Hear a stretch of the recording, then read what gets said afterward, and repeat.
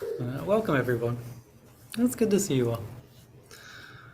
Let's go ahead and start with a meditation as usual.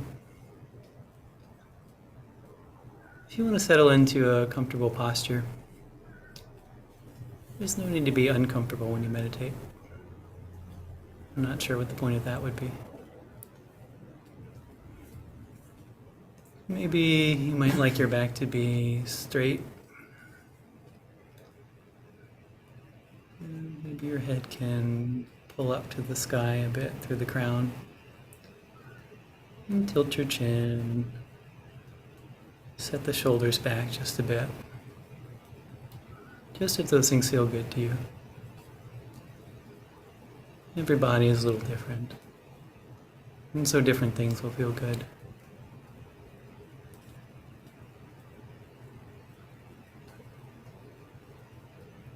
When you feel settled, you might take a moment to check in with the body and with the mind. And see what's there.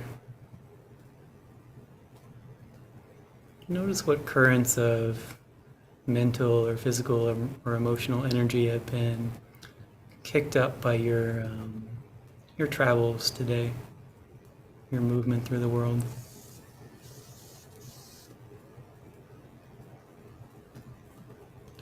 And whatever's there is okay. Nothing needs to be changed. But it's helpful to know what's going on. Just acknowledge that and welcome it to whatever extent you can. Your suffering in life is directly proportional to you not welcoming the world. So if you would like to suffer less, you can be more accepting of what's arising.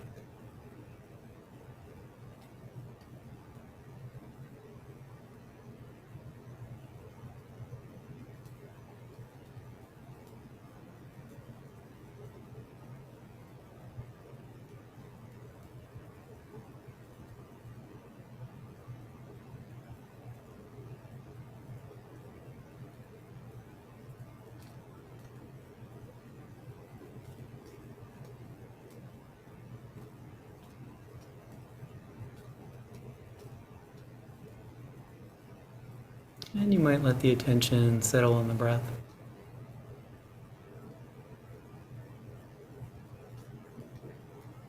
As the sensations of the breath arise and change and pass away, you might simply let them be known. Let them be fully known.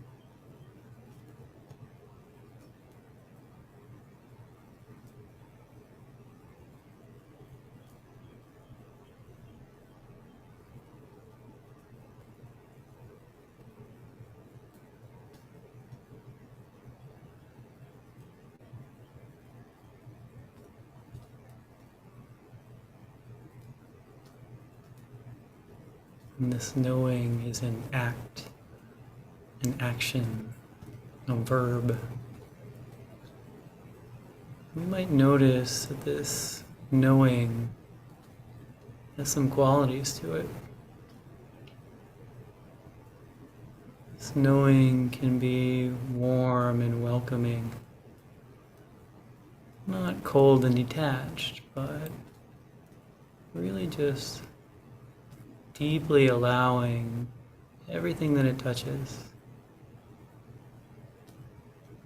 It's knowing the breath in a very full and welcoming way,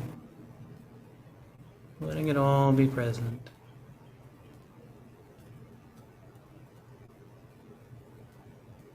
And if you can't notice these qualities of knowing, perhaps they can be cultivated.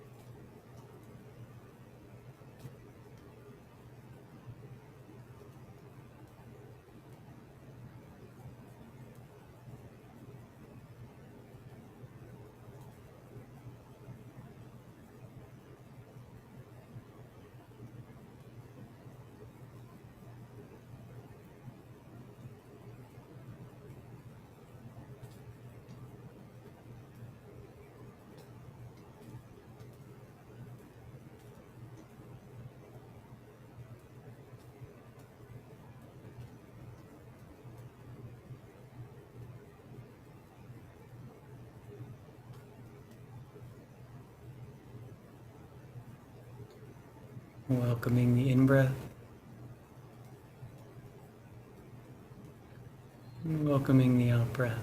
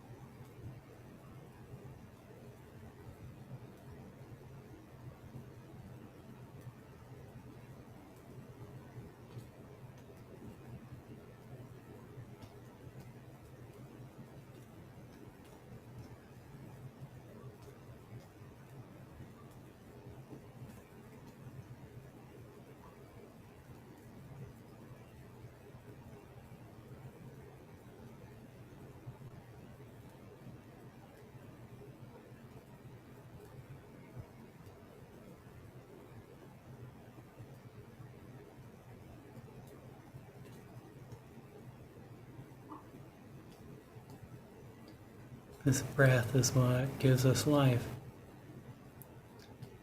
Without this breath, we would quickly die. See if you can bring some element of gratitude to your welcoming of the breath.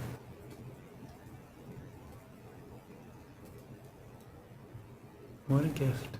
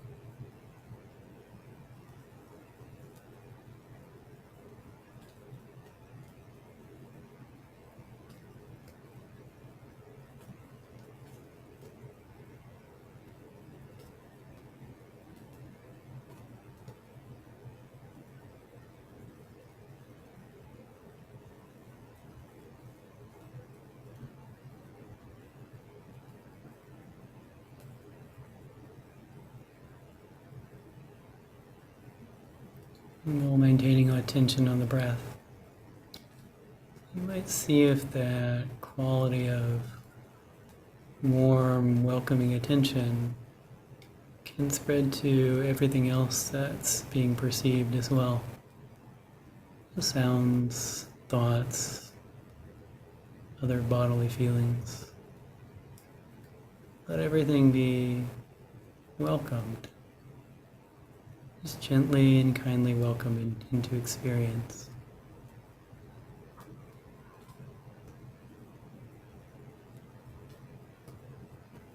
Nothing needs to be pushed away.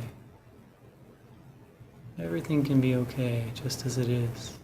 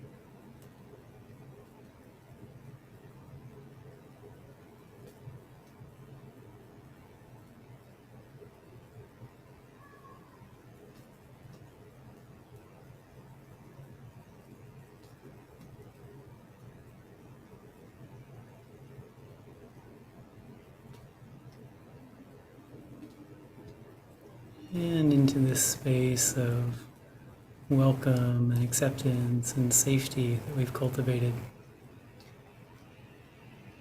I'd like to offer a question for these last few minutes. It's just something for you to think on and see what comes up.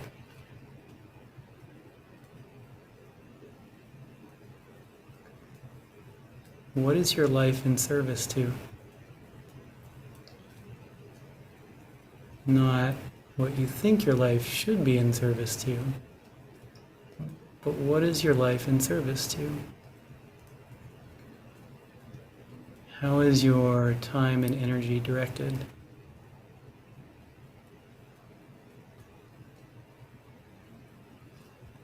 This is not a thing to judge oneself about. It's just look and see what you find.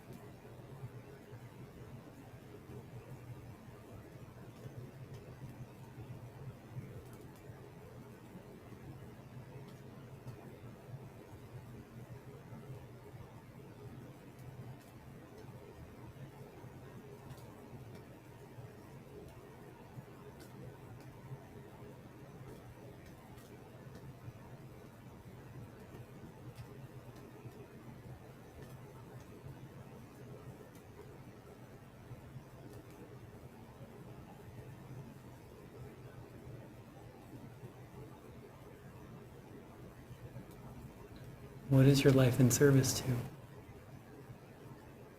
How is this life energy of yours being directed?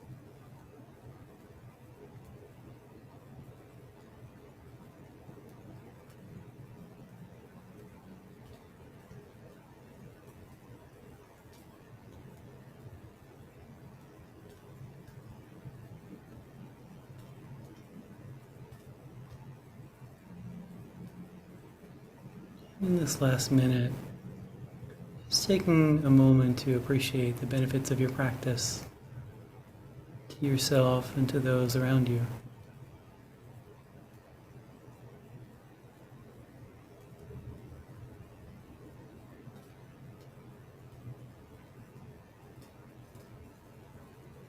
Just appreciating this slight shift, moving your life in a better direction.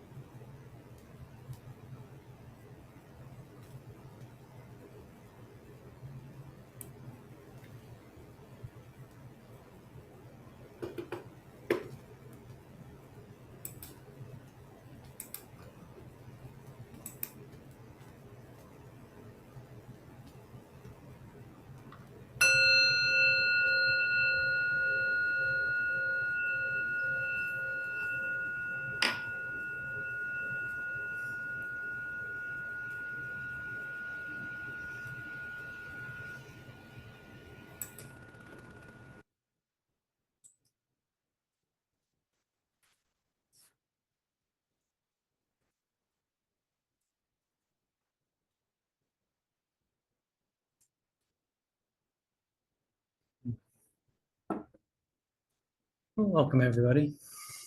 It's good to see you all. I have a couple of announcements before we start.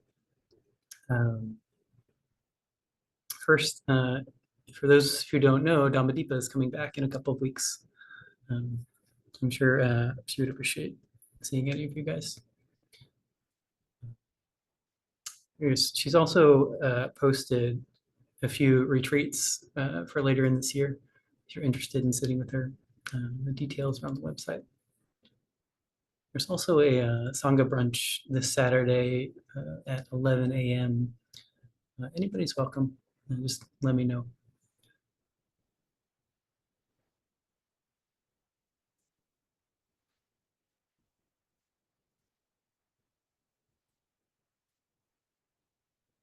So last week I spoke about death, mainly about the idea that our knowledge of death is what gives our life meaning. I spoke about the fact that most of us, most of the time, don't kind of fully internalize the idea that we are of the nature to die. And because of this, we kind of labor under the delusion that our life doesn't have an end to it. And this delusion, this kind of feeling that we have a kind of non-finite amount of life, makes the life that we do have, in some sense, it makes it feel meaningless. Like when there's an infinite amount of something, there's no real preciousness to it. So cultivating the understanding that we are of the nature to die makes our life feel more meaningful. We see the truth of that. And so the individual moments have meaning to them, and our life in general, kind of our narrative arc, has value. And I spoke about how we come to find meaning in our life that way, but I didn't really speak about what that meaning is. So tonight I want to continue on from there and talk about the meaning of life, or the purpose behind life.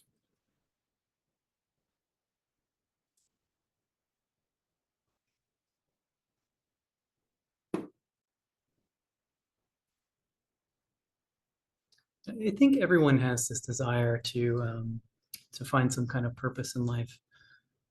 Definitely not everyone acknowledges this, but I think everybody has that desire in them.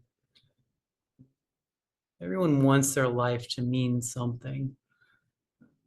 And it can't just be this kind of ephemeral meaning that we make up. It needs to be some kind of meaning with some stability to it, or some universality to it, some idea that the purpose of life now is the same as the purpose of life when we were young, or the purpose of life when we're older.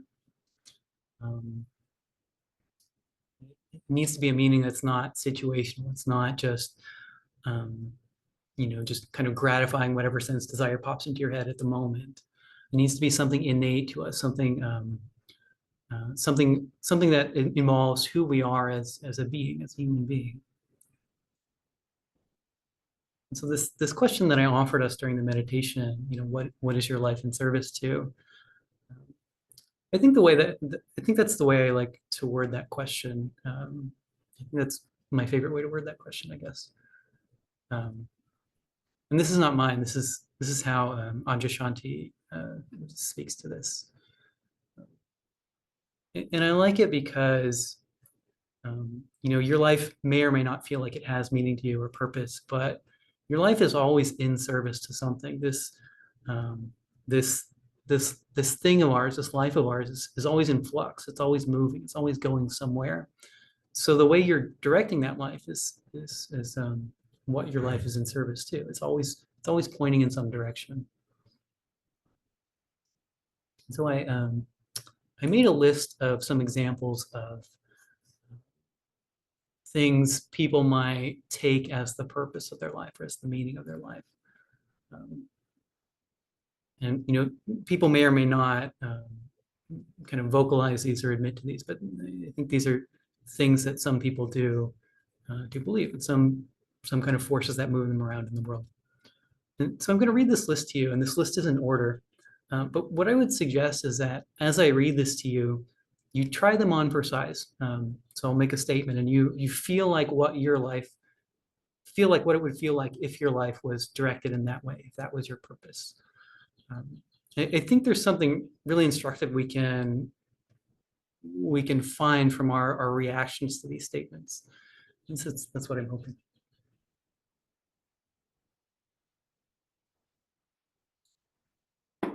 So you might try these on for size.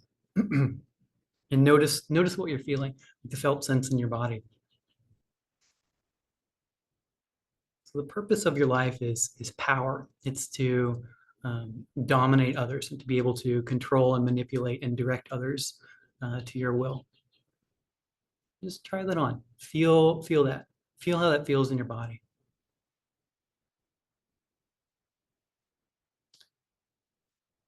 The next one is the purpose of your life is pure hedonism, to just whatever desire is in your mind at the moment, the purpose in your life is to gratify that.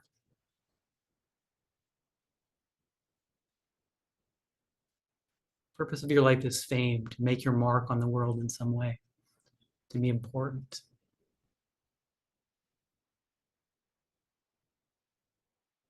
Purpose of your life is to accumulate wealth and possessions and status.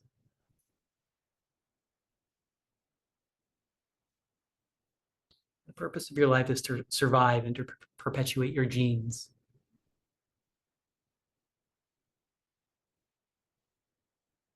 The purpose of your life is simply to exist until death. There's no innate meaning to life.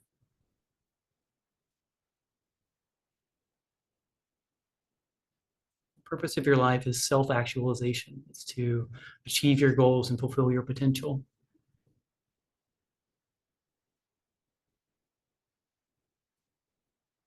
The purpose of your life is to experience happiness and joy.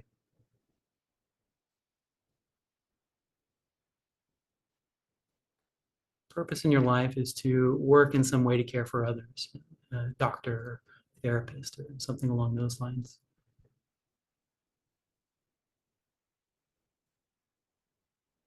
And the purpose of your life is to care for your family and for others, to love and to be loved.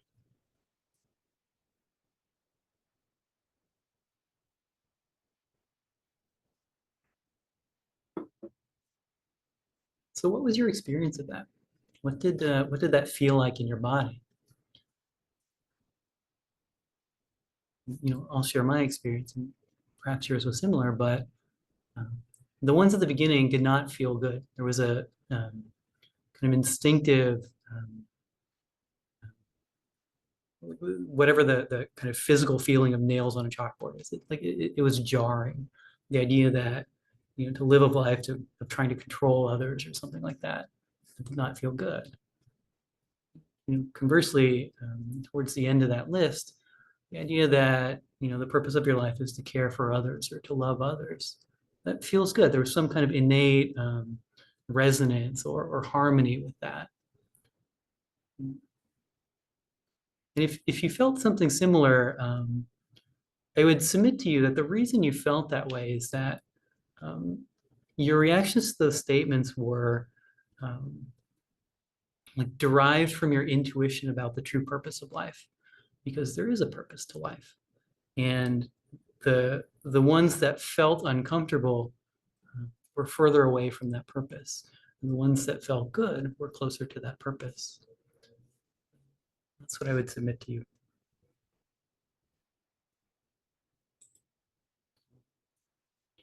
So I made a maybe somewhat bold statement saying that we have a purpose in life. We do, or at least there's one way to see it. Here's a Greek word, telos. Telos, I certainly don't know Greek, but I understand it's like translated as purpose, but it's not a purpose in that it's like something that we assign to a thing. It's a purpose that derives from the kind of innate characteristics of the object. So the example I have here is a hammer. The telos of this object is to hit nails into the wall, right? And that derives from the shape of the object. It's like, I'm sure there's many hundreds of hours have been spent designing this thing to make it good at hitting nails into the wall. So the telos is to hit nails into the wall. It's not that it can't do other things. You can use this to do something outside of its telos. You could use this to demolish a shed, perhaps. It would work. It wouldn't be like quite so good at it. It would take you a lot of effort, but it would work. And you can even go further outside of that and say, you could use this to, do calligraphy with. Your calligraphy would not look very well. There would be a lot of frustration involved. And a hammer is not a thing that experiences frustration or anything like that. But you can imagine if this was a being that felt feelings and emotions, if it felt that the purpose of this life was to do calligraphy, you can imagine that it would be like quite frustrated and not have a very happy life.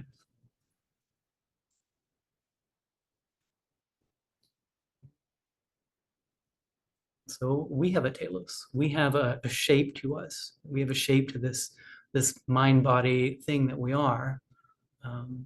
Not a physical shape, but like the way our minds, the way our mind-body is constructed, lends itself to living a certain way. It lends itself to moving in the world in a certain way. And in that sense, we have a purpose in the same way that the hammer has a purpose.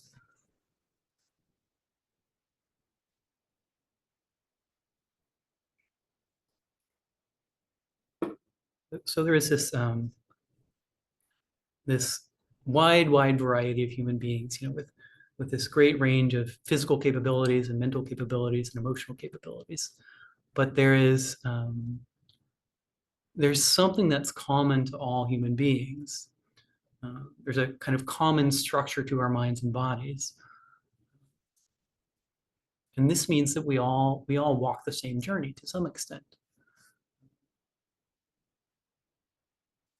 So when we show up in the world, when we're born, this mind body of ours has no knowledge of the world, but the structure of it moves it to do two things. So it moves it to seek out pleasant sensations and kind of move away from unpleasant sensations. And it also, like the other thing it can do is that it can pattern match. It can understand the world. It can take a series of phenomena and link them together and say this is one thing. And it can put different phenomena, different concepts together and say this is how the world works. So when we start, we know none of this, but we have these desires. So we want to move towards pleasant. We want to understand the world so we can have more pleasant things in our life. And this leads us to a viewpoint of the world with a sense of a separate self. It leads to a separation between the self and other. This is just it's just a fact that our sense data like comes in through these bodies. So we're going to naturally make the mistake that feeling that we are this life and attach it to the body. So this is part of our journey. This is a natural part of our journey, and it's a necessary step in our journey. But the innate movement towards a world with more pleasantness also moves us to try and find a way to see past that. It's the desire to wake up, to let go of the shackles of the sense of self. So this is the journey that we all have. We all find our way to a sense of self, and we all have a kind of force pushing us out of that. And this is our telos. This is our purpose. This is what we were put on this earth to do, to walk this journey. So just as with the hammer, if the hammer acts in accordance with its nature, things are more harmonious and they're more easeful and they work better. So too, if we live a life in accordance with our telos, moving along this journey, so too do we have a life of more ease and more harmony.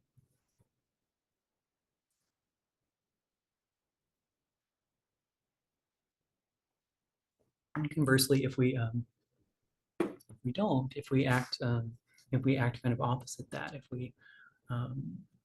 if we lose ourselves in this sense of self, it doesn't go so well for us. And we feel like the analogy of the hammer trying to do calligraphy is maybe like a reasonable analogy for what life can be like. It doesn't fit. You're trying to force a square peg in a round hole. It doesn't work. So our journey shows us our telos. This is what we're put on here. What we're put on this earth to do is to follow this journey, to wake up, to open our hearts to others and to the world. Another way of saying that is to say our telos is to follow the Dhamma. The Dhamma is about waking up. It's about seeing through the sense of self that we've found our way to.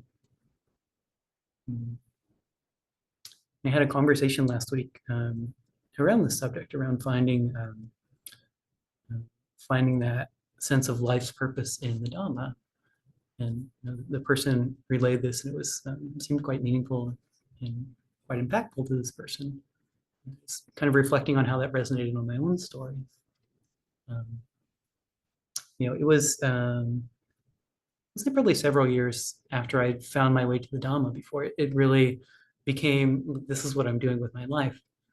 And I remember it was a pretty narrow period of time when this happened. It was a pretty quick shift. I had already found the value in the Dhamma. I was spending a lot of effort on it, but it wasn't what I was putting my life behind. But I joined this group of Dhamma friends, and we became pretty close pretty quickly. And I was just very inspired by how these people did do that. They did put the Dhamma first in their life. That was their purpose in life. And I very quickly kind of felt that this is something that I could do too. I did. It felt really good. There was this great ease that came to my life. It's not that everything got fixed or everything sorted itself out, but it just made life a lot easier when that was like the number one thing. It made things a lot clearer.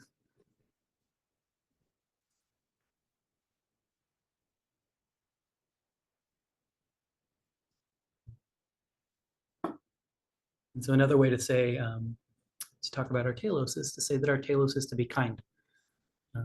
Being kind and following the Dhamma they're not synonymous, but they're two sides of the same coin. If you are doing one, then you're doing the other. So that's another way to look at it. You don't have to have heard the words of the Buddha. You don't have to consider yourself a Buddhist. You can be a Christian or a Hindu or spiritual seeker or none of the above, and still live out your life's purpose. Still move in this way that leads to a life of harmony. And another way you can talk about this thing, when you're talking about it from the point of view of you as the person who walk along the path, you say that you're following the Dhamma, you're being kind. But if you step outside that and you speak from the point of view without the sense of self, it looks a little bit different. So from that point of view, there's no separation between self and other. There's just one. There's a unity. There's call it creation, if you like. There's just this one expanse of everything in the universe across all of space and time. And this unity, the force that moves it about is unconditional love. So from this point of view, what happens is that the universe or creation moves and creates these beings, these human beings that can experience itself. So it can experience itself. Because without beings that experience, the universe would never be experienced. So it moves forth in a way that it can see itself. And so that's part of our purpose from this point of view. Our purpose is to just admire this wonderful artwork that is the universe, right? Another part of our purpose is that the force that moves us is that unconditional love. And of course, we're often like laboring under delusion, and that unconditional love gets kind of distorted or misconstrued and becomes conditional love to just like a group of people, or even just love for the self, so selfishness. But the force that ultimately moves us is unconditional love. And so that is part of our purpose from that greater point of view too. We're moving through the world to spread kindness and love. And this is this is my favorite way of seeing myself. I think that's like I call that point of view the universe's janitor, right? So I'm just like moving through the world, cleaning things up, and admiring the artwork while I'm going, and yeah, enjoy that.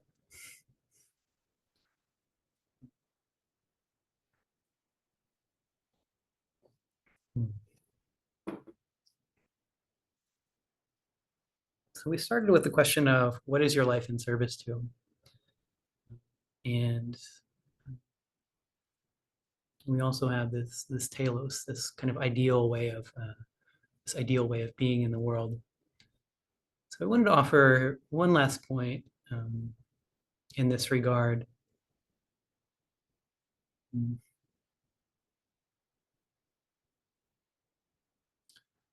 I think sometimes about the difference between ideal Stephen and actual Stephen.